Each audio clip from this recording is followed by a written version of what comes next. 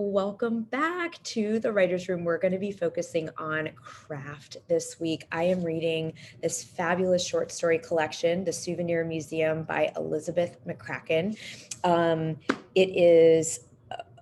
It is just a masterclass in and of itself. Whether you write fiction or nonfiction, these happen to be fictional short stories, but the craft in this book is so good that you could just use it as a craft class on whatever element of. I don't feel like she's weak in anything. I think she is a rock star at everything. She is. Elizabeth McCracken is. She's written 6 books. She's been at the Iowa Writers Workshop. She's won lots of awards. She's been New York Times notable book long listed for the National Book Award. She teaches at the University of Texas in Austin at the James Michener Chair in Fiction. Here's a picture. I just want to give her such a shout out because honestly, I started reading this book on an airplane and electronically, just on my e-reader. And then I was like, I have to own this and be able to, because I like to mark up books. And especially the first story, The Irish Wedding. And then is it Proof or Not You? Hold on, let me just look. Proof. The first 2 stories, you could even just read the first 2 stories and learn so much. Just pick one thing. Read it for her dialogue skills. You could read it for character development. You could read it for setting. You could read it for her figure work, metaphor, simile.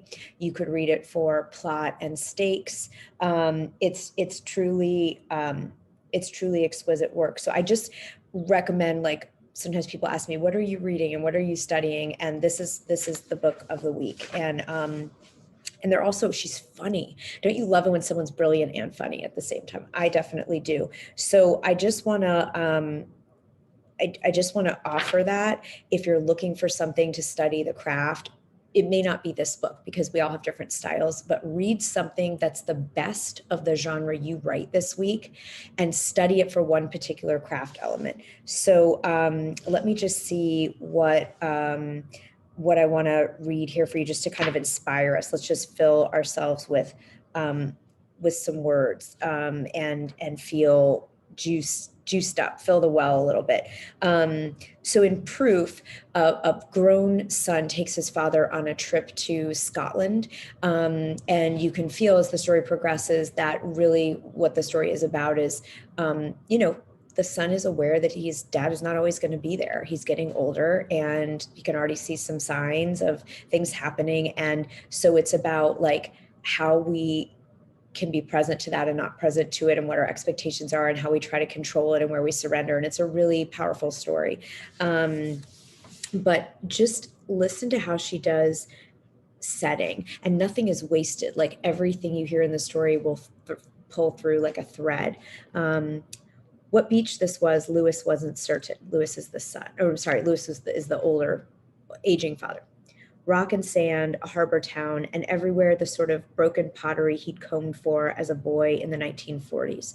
So right away, we get a little sense of this beach and this thing, but we also get that this man is, remembering his childhood in the 1940s. So we get a sense of like his lifespan. Let his brothers fill their pockets with sticks and shells, ordinary sea glass. He knew how to look for the curved ridge on the underside of a slice of saucer, flip it over and find the blue flowers of Holland or China, a century ago or more.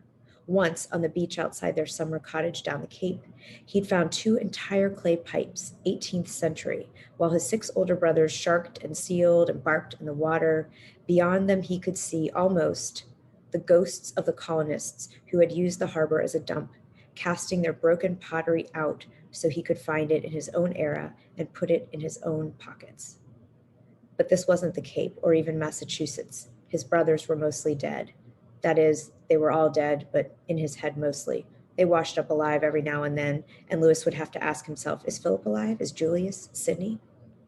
In one paragraph, we find out so much. So just again, pick your poison with Elizabeth McCracken or whoever you want to read this week, and really take and maybe handwrite out a paragraph. It's called modeling, just to sort of feel what they're doing here. I mean, right away we see Lewis is reflecting on his childhood, how he was different from the brothers, how he found treasure in the midst of other people's junk, the dump. that's already telling you so much about this man and what the story is going to be about, isn't it? I bet you could predict some places this story is going to go, and then how he's sort of estranged from these brothers and he's out of his element. He's not at the Cape. He's not in Massachusetts where he normally lives. He's, in Europe. So enjoy so much. I could do 3 hours just on this couple stories in this book. Pick something that's the best of the genre you're writing and study it this week. And if you didn't get your ticket yet to our fall conference, I'm going to keep talking about it because we do have some spots left, and I want to make sure you get to have this experience of going to a new level in your writing, in your thought leadership, in your inspiration. Being around other phenomenal people for 3 days for me has created some of the biggest transformations in my career when I've been to a writing conference or a entrepreneur conference. It is so exciting, and this is definitely going to be our best one ever. So get your ticket today, and I'll see you there. Bye.